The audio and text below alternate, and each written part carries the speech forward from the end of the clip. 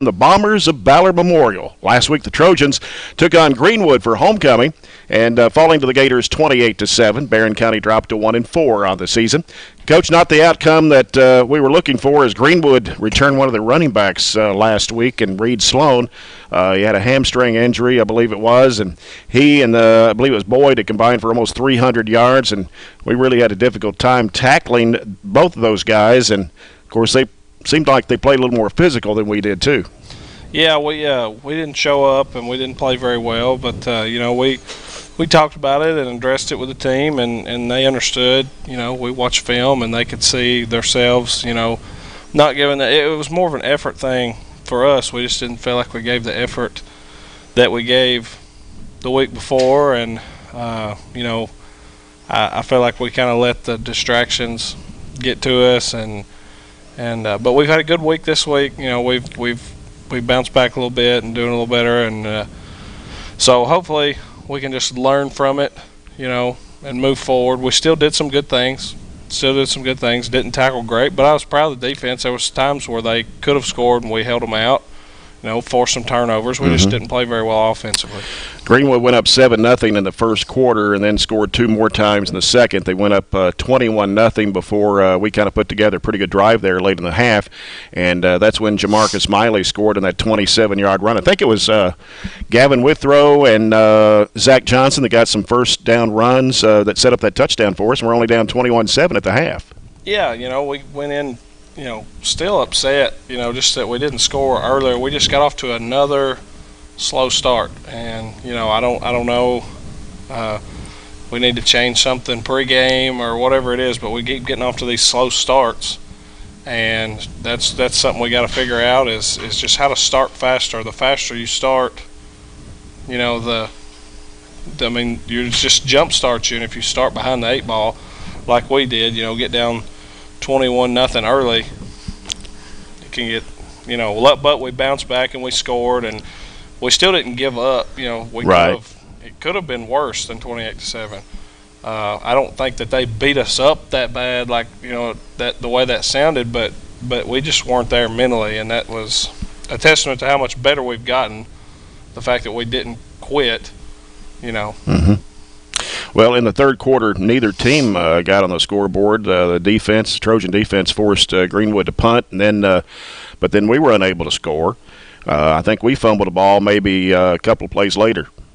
Yeah, we got to hang on to the ball, got to do a better job of ball security, and we preach it all the time, and it's just a matter of game reps and understanding what we have to do in practice. We talk to them all the time about how they practice. The old saying is true. If you practice at a certain pace, that's the pace you're going to play at. You can't just flip the switch on Friday. So we're still learning how to practice, and I knew it would be a long process when I took the job. It's going to be a long process, but we're getting better and starting to figure it out. And then the defense again forced Greenwood into a long field goal attempt, and they mishandled the snap on that. And so again, we had a chance to cut into the lead, just couldn't sustain a drive. And it was a lack of focus. It was a lack of focus on our part, and we moved the ball well at times all night, and we probably went away from some things that we had success with and come back to it, and maybe waited too late to come back to it or whatever. But we felt like we should have had success running the ball all night, and we just didn't. And a lot of it was just a lack of focus, whether it be up front or a bad snap or something going on in the backfield. We just lost focus. And again, they scored again to make it 28-7 early in the fourth, and of course we didn't really get anything going after that. But again, you're playing a lot of guys that are sophomores and juniors, and you had guys playing hard and some maybe that probably need to step up a little bit, but still for the most part, when you're playing sophomores and juniors, they're getting a lot more experience. Yeah, and I think it's a thing where you'll see, progress. By the end of the year, they're not going to be sophomores and juniors anymore. They've basically got all those games under their belt, and they can, the game's slowed down to them, so they know what to expect more. And a lot of it's just knowing how to practice. If they can figure out how to practice, and we can say it till we're blue in the face, but eventually they've got to figure it out. And then you mentioned about tackling seemed to be an issue again Friday night, and then the turnovers we talked about, the 2 lost fumbles, and then we threw an interception there. But still, if you can just work on those things and put four quarters together, that's going to make us much better. Yeah, I mean, we 4 quarters we've yet to play in one night, so it's and we'll have to do it this week. We'll have to do it this week because Ballard's going to score. They're pretty prolific offense, it seems like, but we're going to have a chance to score ourselves. So it's a game where we're just going to have to keep going, and we can't take breaks. We're going to have to try to score every time we get it. Stats from the game, Barron County, according to our stat sheet, 242 yards, 143 were on the ground, 9 of 15 passing for 99 yards. Greenwood had 377 yards, 329 on the ground, 6 of 13 passing for 48. And, of course, that was a team from last year that they had a really good quarterback in Jackson Adams, but they had those 2 rushers that came back this year with Sloan and also with Boyd. And Sloan had missed the last 2 games prior to our game on Friday night, and that was part of the game that hurt us. Yeah, he's a good player. They got several good athletes. They're fairly young too. They played a different quarterback that they had kind of showed in the week before, and he was a good player. Different looking offense than normal. More in the gun and doing some jet and some zone stuff. So, they're headed in the right direction too. Well, now that this is halfway through the season now, and what areas has the Trojans worked on to improve on? What do we still need to work on to get ready for these second 5 games coming up? Same as always, tackling, hanging on to the ball, and trying to win special team battle, and that's what we tell them all the time. That's what you gotta do. Those are the 3 main things when you're trying to win football games. If you can dominate those 3 areas or be good in those 3 areas, you're going to have a chance. Yeah. Well, Coach, we're going to take a break. When we come back, we're going to chat with one of Coach Arnett's assistants, Jacob London. He'll be with us to talk more Trojan talk after this on BCHS Live. You're watching BCHS Live on YouTube, Facebook, or Twitter. BCHS Live is a student-led live online video production program started in 2015 by 4 BCHS freshmen. The BCHS Live program is here to showcase everything going on at BCHS, from athletics to special events and opportunities to ceremonies and celebrations. The BCHS Live program is here to show everyone in our community what BCHS is all about, and with 3 major online outputs of our broadcasts, we truly live up to our motto: everything BCHS, anywhere you want it. The Burgundy Media Network, or BMN for short, is a network of Barron County High School's 3 major media outlets: 88.7 FM, Trojan Radio, BCHS Live, and the Trojan Times school newspaper. As a whole, we are determined to provide you with BCHS news, sports, and interest like never before.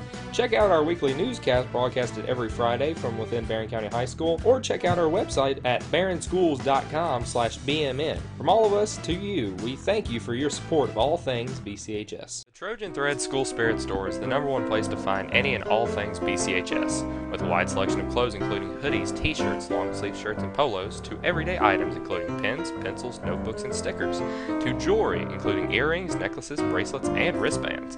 So stop by the Trojan Thread Store any weekday from 8 a.m. to 11 a.m. or during any home varsity basketball game. The Trojan Thread School Spirit Store, keeping Barron County in style.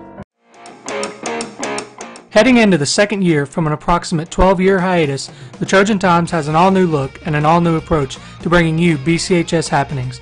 We are an entirely student-based publication working more than ever this year to inform you with BCHS happenings. I'm Brennan Crane, Editor-in-Chief, and I can say that we are thrilled to showcase BCHS in a whole new way. You can find us on Facebook, Twitter, Instagram, and Snapchat at BC Trojan Times. You won't want to miss this. Go BC! You're watching.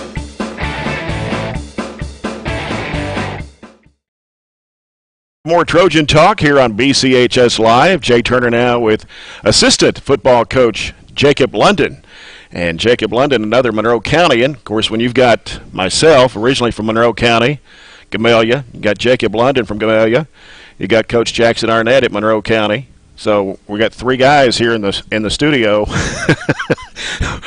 at Barron County, okay? Oh, yeah. Well, Coach, talk about yourself, a little background, and then we'll talk about a little JV football. I'm an assistant coach, of course. I'm a defensive back coach, and this year Coach has me as the JV head coach. And you were at Red Bowling Springs before you came over here, right? Yes, sir. Coached there for 4 years. All right. Well, talk about the JV, how they're doing. Well, we start at the beginning of the season. Things were just a little bit slow, but every day every single time we get together, which is very few opportunities, but when we get together, we just talk about finishing, talk about how they're the future of our program and everything, that we just need to learn how to finish just so in the future we reap the benefits of that type of mindset. Right. Well, you said you were working with defensive backs this year for the varsity. Talk about what things you've been working on and trying to get better for this game coming up.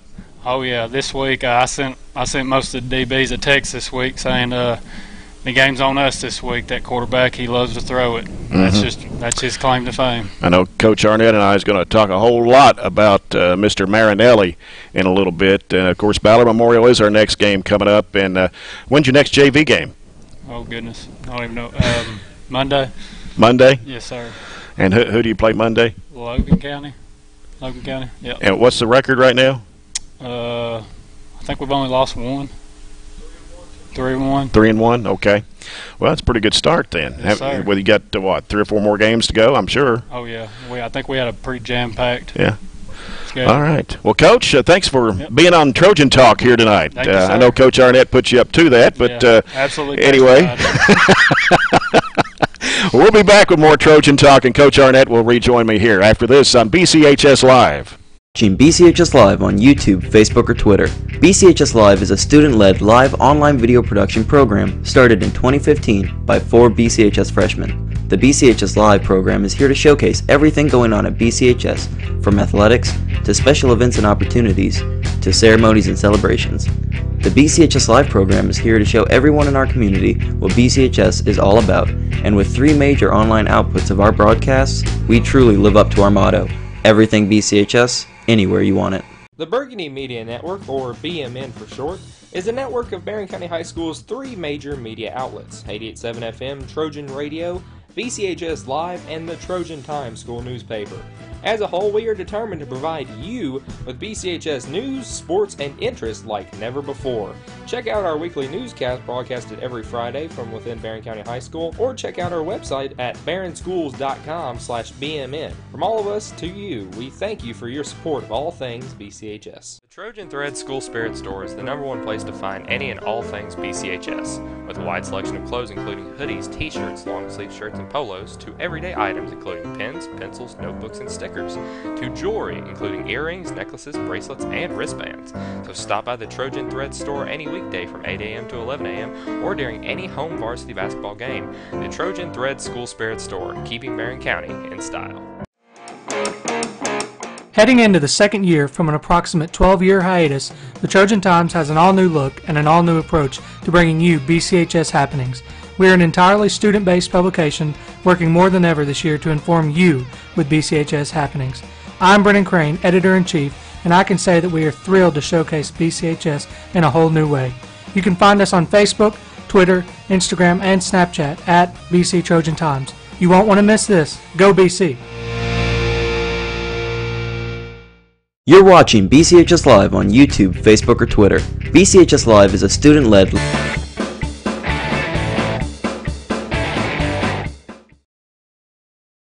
Talk. Jay Turner back now with Coach Jackson Arnett, and Ballard Memorial is our next opponent for the Trojans this Saturday afternoon at 3 o'clock. The Bombers are in Class 2A, District 1. They play against Mayfield, Murray, and Webster County in their district. They are 1-3 on the season with a win over South Fulton, Tennessee, 50-12. Their losses to Marshall County, 70-52. Trigg County, 49-13. Last week they lost to Union County by a score of 59-14. And of course, this game coming up Saturday, Coach, will be their first home game of the season. I did not know that. It is. I did not know that. Looking at the schedule, unless one of them, unless there's a misprint on their schedule. But anyway, they have a quarterback in Eric Marinelli, who has thrown for nearly 7,000 yards in 3.5 seasons, including 101 touchdowns. Marinelli has passed for nearly 1,100 yards so far this year with 16 touchdowns. Last year he had 2,800 yards and 33 TDs. He has some impressive numbers, and the team has put up some impressive scores, averaging around 33 points a game this year and giving up about 48 to 50 per game this year.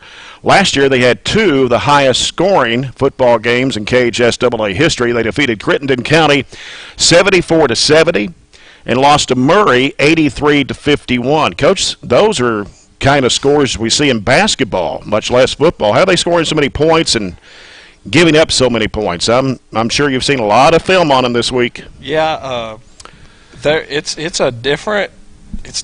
I mean, they were going to throw it 40, 50 times, and I mean he's good. I mean, he's a good player. He does a good job. I mean, he's been with these guys for 4 years. He knows their system, and they don't do a lot, but they do it pretty well. And you know, they just like they sling it around. He'll roll around. He scrambles to throw. He's not a scrambler by no means, but he will scramble to throw, which is different from most high school quarterbacks who will scramble and try to run. He's going to run around a little bit and try to throw it, and they throw it deep. And if they're having a good day, you know, and their receivers are making plays, they give themselves a lot of opportunities to score. You know, when you throw it 50 times a game, the game's going to be slow. Clock's going to stop quite a bit, whether you get out of bounds or it's an incompletion, and they try to go fast. So, I mean, they give themselves a lot of opportunity to score. We got to do a good job of just playing our assignments and you know, making them uncomfortable in the pocket. You know, they're not going to run it a ton, but when they do, we got to slow it down, and we just got to, you know, offensively, we're going to try to, you know, control the tempo, control the game, take possessions away by keeping the ball ourselves. Well, apparently they don't. Their defense, what kind of defense they play? Because they give up a lot of points. They run an odd front. It's just a 5-2 defense with two guys over the top, and they pretty well stay in it. You know, they stay in it, and they're a young team too. They're not overly physical. They're not huge or anything. They're young too, and but that's what they do, and they stick to it, and they don't vary from it much. No, they've got one receiver by the name of Drew Cox, and I'm sure that's a target for him each and every week. And but you know, still, what does our defense need to do to contain Marinelli on Saturday? Well, just like I said, just try to make him uncomfortable, do things he doesn't want to do, which is, you know, he doesn't want to really run around that much. He would like to sit back there and read the defense and throw, and what we've got to do as a defense is make it harder for him to do that. We want to put pressure on him, make him move. Any quarterback you can get throwing on the run is nowhere near as effective. You know, when you're throwing on the run, percentages drop, and you know, we feel like the strength of our defense is our secondary. So we've got some good athletes back there. So I mean, they'll have it to do to throw on us, and hopefully that'll give our guys more chances to make big plays too. You know, a lot of people have asked me how we got a game scheduled with Ballard Memorial, and most of them I've spoken with tell them, well, we needed a game and they needed a game. Yeah, I mean, we at that point after all that happened, we had 2 options. Both of them were over 3 hours away. You know, one was in northern Kentucky, one was in Ballard Memorial. You know, whatever that name of that town is. Do you know? Barlow, Kentucky. Barlow, Kentucky. Yeah. So, I mean, it's a good game for us. So we get a chance to go play on Saturday. So I don't know what anybody's complaining about. We get to go play on Saturday, and it's going to be, you know, the kids are excited. It's a full day of football. We're leaving at 9 in the morning. We're going to play around 3. We're going to stop meet on the way. Going to stop meet on the way back. So it's going to be a full day of football for them, and be a good chance to hang around each other for a whole day. Right. You know, get an extra day of practice. Yeah. Is this a 2-game series? No, just one game. Just one game, so they won't be coming over here next year. No, I wish. Yeah. And this will be the longest road trip for a Trojan football team. And because ever. Unless it was back before, you know, they posted the schedules on the KHSAA website. You go back to 98. And I remember broadcasting the game in 98 when we went to Paducah-Tillman for a 3A playoff game, and that's the last time I've ever been in Paducah, actually. So we think about where Ballard Memorial is. If we had the map to show it on the graphic, it's 30 minutes west of Paducah. 30 minutes west of Paducah. It's near where the Ohio-Mississippi rivers meet. So if you've never been down there, you need to go Saturday. Go to the game, maybe go down to the river when it's but it's about as far west in Kentucky as you can go. So Missouri. Almost Missouri, Illinois, actually, in that little bend down there. But anyway, you mentioned about the travel schedule for Saturday. You're going to leave out about 9, did you say? We'll leave out about 9, and we're going to, about midway there, halfway there, we're going to stop, eat, get our legs back again, and we'll do a little walkthrough, and then head back on the road, and we'll get there about 2 hours, hour 45 before game time like normal, and we're going to play at 3, and then, we're going to stop, meet somewhere nice on the way back. And so it's like I said, kids are excited. I mean, obviously there's going to be some people not happy because they might not get to go or don't want to go because it's so far, but the main thing is the kids are excited. It's a full day of football. Right. They get to play the same day as the college guys do. So, if someone's upset about it, the kids aren't, so I don't really care. I'm just happy that the kids are excited and ready to play. Right. Now, as far as people going down to Ballard Memorial, unless there's some road construction, which is usually the case in that Western Kentucky Parkway, you go up the Natcher, then hit Western Kentucky. It runs into 24, takes you into Paducah, and then you take exit 4 in Paducah onto US 60, and you stay on 60 West for about 25-30 minutes, and you'll get right to Ballard Memorial High School. They're in Barlow, Kentucky. So it's about 210 miles from Trojan Trail. And again, on the way back, if you're going to stop and eat, don't stop at Patty's because it burned down. Yeah. They're building it back as we speak. So we talked about the broadcast crew going down and stopping there. John Butler even asked me, he said, "We're going to eat at Patty's?" Nope, they burned down. And so we'll have to eat somewhere else. But anyway, but it'd be a great time for people to go out on a Saturday, go watch some football, and hopefully we can get a lot of support down there on Saturday. Excited. Be a fun day. Coach, good luck to you. Thank you. And we'll see you later. Coach Jackson Arnett with me here on Trojan Talk, and a reminder to you to join me along with John Butler, Robert Bauer, and our sideline reporter Chad Withrow. We'll have the broadcast of the game beginning at 2:35, and that's Saturday afternoon on 103.7 Nash Icon and on ESPNKY.com. Now, BCHS Live will not be traveling to the game for video of that game, so if you don't make it down, you can hear it on the radio or on the Internet. So make sure you can go down if you can on Saturday afternoon. Again, that's at 3 o'clock.